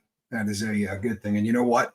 When they went in there, the letters that you all wrote were printed in a book. I'm not joking, like a Kinko's book, not a review, but it was put together, and there were just under 1,300 letters written by the people on the lifeboat to try to help Q. And of those, a lot of them were 5 6 pages long. So when they went up there and dropped that on the judge's desk, and he said, "What is this?" It would have been really amazing to have watched the look on the judge's face when she said, "Those are letters from people who want to help him, who want him to get out." That's the woman said to me, "I knew once where somebody had almost 100, but when I asked for those of you who felt like the lifeboat had helped them to write a letter, I didn't expect to get that many." It was one of the most humbling experiences of my life so far. I love the crap out of this audience. I'll tell you what, man. I really, really mean that. This is it's a pretty incredible group of people, and yeah, I have a lot of faith in this crew. They're like nothing else. So the bank robbery thing, the super sad thing is that we know now enough about addiction. The people who go, "I don't believe in the addiction model." We've been studying this now for so long that we've actually gotten really damn good at this, right? We have started to understand addiction a lot more, and it's, as we've talked about, it is a malfunctioning reward center. So put a 2 in the chat if you've ever had a kid, right? You got a child. We're all of about that age. So if you got a child, put a 2 in the chat, and try to remember what it was like when the nurse handed you the baby. Right? Or if you're a guy, maybe your wife handed you the baby boy or the baby girl the first time, right? And there was that moment where you just went, "Oh my God." It was like you melt, right? Everything about you. If there are people in the room, you wouldn't even know about it, right? It's like this thing is the most important thing on earth, right? For the drug addict, that's what happens when they get handed a bag of dope. I'm not making this up. It's the same brain chemicals. It's the same cocktail. Your reward center of your brain does that when you get the kid so that you don't throw it out, right? And I'm not being disrespectful, but kids crap and they scream and then they're scared the hell out of you, right? But we're bonded to them so much that you'll kill for them instantly, right? You ever seen a mama where somebody goes after a kid and the mom starts looking, like a 400-pound convict, swinging at people, killing people? The women get crazy because that love is so bred into us. Well, that's what happens to the addict when they pick up a bag of dope. It's literally that bad. It's that bad. But therein lies the rub. This is why addicts fight as hard as they do. But here's what I'm here to tell you: the good news. We'll wrap it up with this. The good news is that you can rewire the reward center of your brain. True story. I work with people on the boat. I find out that these people have got X amount of time sober, and my brain goes, fires off one of those.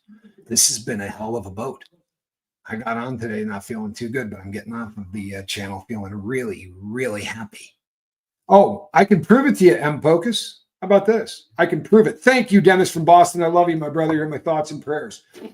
I can prove it. So if you're an alcoholic, you know this phenomenon. You're sick, right? You need a drink so badly, it's incredible, right? You got to have a drink or that drink hits your lips and instantly you go, "Oh," right? Lean back, you relax. How's that possible? It takes 25 minutes for that crap to get through the stomach lining, get into the bloodstream, get to your brain, start to actually do what it does. How is it? You feel better the second that the booze hits your lip. If you're a heroin addict, you dope sick. Right? You're clenching your sphincter to keep from crapping yourself because everything is liquid. They hand that dope to you and you go, and everything relaxes. And if it's a 25-minute ride home, you can sit and wait sick. If you tell the person that that's going to happen, you'll go, "There's no way." But it gets put in your hand Well, the brain releases that chemical like that. As soon as they see the dope car pull up, it's like Pavlov's dog.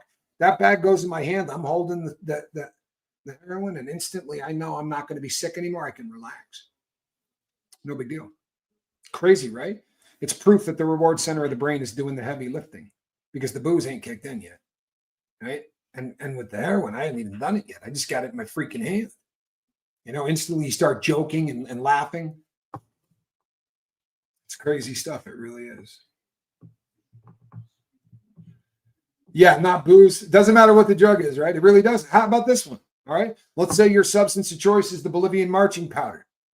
And you drive on the way to the guy's house and you pick it up. You got to pull over at the first store to go to the bathroom. Because if you happen to have that stuff in your hand, your body starts to do what needs to get done before it even happens.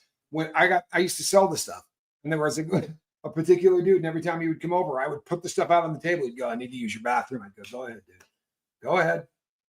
You know, crazy. But it's Carol says that completely resonates with me. It resonates with a lot of people. It really does. But you can rewire the brain. I promise you. But I got some good news. Sandy Sue, thank you so much for the support. I really appreciate you guys. You hate the man, then love the man. Boy, you know what? You got to be a heroin addict to say that. For real, right? You hate the dope man more than anything in the world. And he's 10 minutes late, man. You wish that I hate him so much. Then they pull in and you go, oh, yeah. And you're just so happy to see him. You want to throw your hands around him. I lived that life. I know a lot of people have. I could smell the bottle of my favorite pills and it affected me. I believe you 100%. 100%. In South Africa, you had a drug that I used to have a raucous problem with. And I'm really glad that it is no longer available anywhere on this part of the planet. But I used to have a Mandrax habit from hell. That's why every time someone says they're from South Africa, you were the last people on earth to continue to manufacture Mandrax. And Mandrax is just a 714. It's a fancy name for a Quaalude. It was a different company, but Mandy's or Mandrax is it's a 714. That's right. It's a Quaalude. Tara Jackson, thank you so much. It's good to see you. I really appreciate all the support today, people. You know what? It is. It's the first day of February, and I'm going to tell you, this is not going to be a February like any other. I promise. Someone at a meeting today remembering being hungover on a plane, etc. Black. It takes you right back to why I quit. I love it, True Crime Nut. I do. I love it. I have been sober off of heroin. This June will be a decade. This June will be 10 years. And I still, at least 3 days a week, I wake up and I roll over and I wait to feel oh my God, I'm already getting sick, right? I'm waiting to feel that dope sick kick in. And it happens at least 3 times a week, and I've been off it a decade. And then as soon as I realize that, that realization that, oh my God, I'm not ever going to get sick again. And I get a big crap eating grin on my face. And as I hop out of bed, just good to go. Focus says, 714. I know how you feel. I honestly, I was a fan. I know I shouldn't, but I loved the Quaaludes. I really did. That was a fun. Thank you, Equisize. Yeah, Jane. Thank you. We appreciate you too, Killington Tommy. Holy hell. Outer Limits. I was in my high school yearbook when it asked where your hangout was. Our hangout was Outer Limits. Love Killington. My favorite place, man. Love Killington. All right, people. I'm going to be back tonight. It's going to be about 7 o'clock. No, that's the normal time. Yeah, it's 7 o'clock. 7 o'clock on the Best Coast. I will be back. 15 years clean and can't see needles. Yeah, I know people. So I'll just say it really quickly. Oh, whoa. Off topic, Tommy. Can we see the watch on today? Bracelet looks like a Royal Oak. I'm wearing a 1980 Rolex reference 1610. It's a Submariner, the short numbered Submariner. So it was the one in between when they went to the huge long number. 16800 is the reference number. I wish I was wearing a Royal Oak today. I don't. I own a Royal Oak. It's not made by AP. I have a Royal Oak designed by the same man, but I have a bull of a Royal Oak. It's about $5,000 instead of $100. but I am a fan. All right, people, 7:00 tonight. We will be here for the boat. Between now and then, reach out and try to save somebody and stick around because we're going to hold the people who are doing the dirt. We're going to hold them responsible in 2025. If you've been getting away with the things you get away with because you're rich or you're powerful, this ain't your year. See you on the next one, peeps.